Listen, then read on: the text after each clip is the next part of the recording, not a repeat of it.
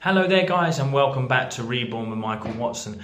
Today this is going to be a very quick video on why do things get worse before they get better. And so we need to talk about this. Before we do, please do like, share and subscribe. Comment down below if you've enjoyed the video. And please join my free Facebook group, The Healing Circle, which we're going for it in there, man. We're creating a wonderful community and I'd love you to join it. That is linked in the description. Yes, and finally, we're doing some challenges on there, so reach out and join in. So, why do things get worse before they get better? We need to talk about this today because it is a huge thing on this journey. So you're on a journey of self-healing. You know, I'm talking about Dr. Joe Dispenza's work a bit here, breaking it down, simplifying it. And I do that with all spiritual teachings, you know, because spirituality is the most natural thing. Healing is the most natural thing. Creating wealth and prosperity and the manifestation is natural. So we need to find the natural place to sit in this area. Now, talking to you guys here, I just want to put out this to you. We are here to go through. You have to give something to get something in this life. There is always a price to pay. And that price isn't monetary. But it's commitment, it's persistence. And I talk about this on the channel a lot, but through that commitment and persistence, you're going to realize that things do get worse before they get better. The reason being is because when you're working with energy in your body or in your life, energy has to move. You see, let's talk about energy for a minute, just to really simplify this. Energy is, what is it? How do they describe it? It's something that can't be created or destroyed. It moves through form, in form and out of form. For example, if I add kinetic energy to the table, it's going to create heat energy. So the energy I put into the table is released out through heat, and then that heat evaporates out and it affects and it continues the energy moving forward. So every time I put out energy, it's energy that has to transmute into something else. Do you see where I'm coming from here?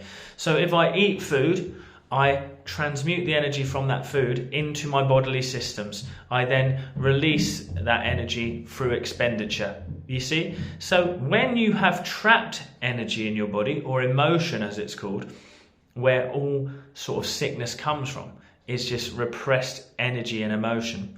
When you start to work with your energy and start to release it and move it, it has to express, it has to continue to provide its energy to something. So say, for example, you have trapped energy and you're working with it and it's starting to release.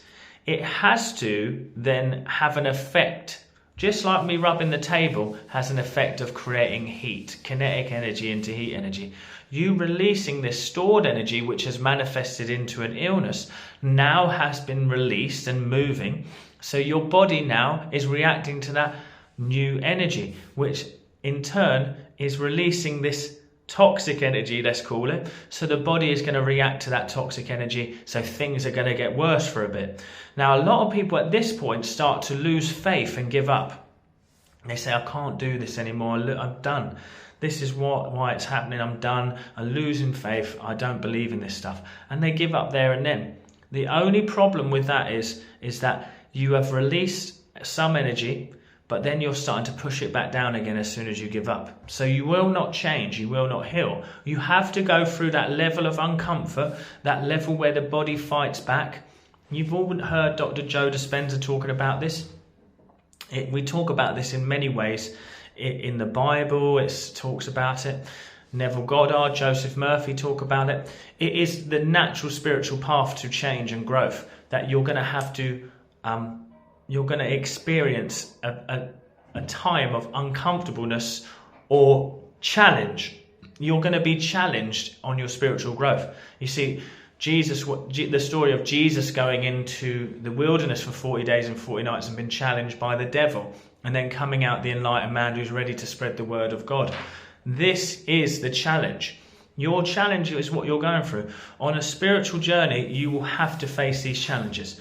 This is why things get worse before they get better. Energetically, it's because you're releasing muck, bad energy, and spiritually, it's because you're being challenged, because you have, the only way you can create a diamond is through pressure. Do you see what I mean?